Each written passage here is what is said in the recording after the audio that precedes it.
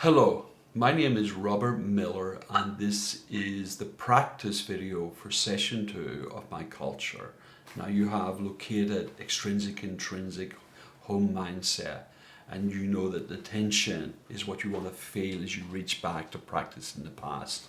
For this session, you're going to make sure, you're going to double check, am I extrinsic, isolation, clear roles and responsibilities so I can earn respect? Or am I intrinsic, connection to my humanity? Everyone is equally worthy without doing anything. Just by being themselves, they deserve dignity, respect, and inclusion, unconditional positive regard. Okay, locate where you're coming from. That's the first step. Dominant hand, breathe, catch that breath of awareness, look back, it's Tuesday, you're practicing at the same time. I'm extrinsic. Isolation. There's a feeling of comfort here, of familiarity.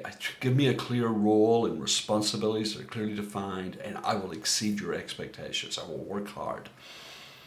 Now, I then have to go to the other, and this not as comfortable, this unconditional positive regard. While I theoretically and philosophically believe that, and I'm a humanist, I don't personally want unconditional positive regard. I'd rather be respected than loved.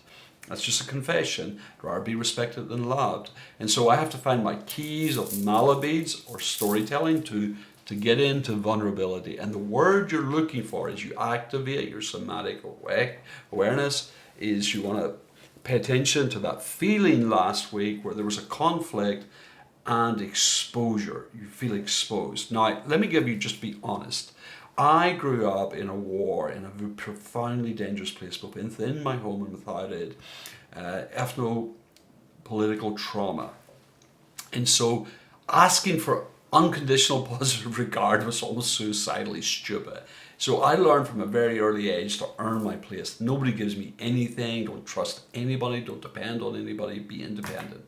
Very clear rules of engagement. You hear that? Rules of engagement. That was my first isolation. What are the rules of engagement? Very rarely Queensberry rules. And so being vulnerable was just stupid. And so I developed this program to help me overcome my origin story. And so I worked in a very intrinsic setting as a minister.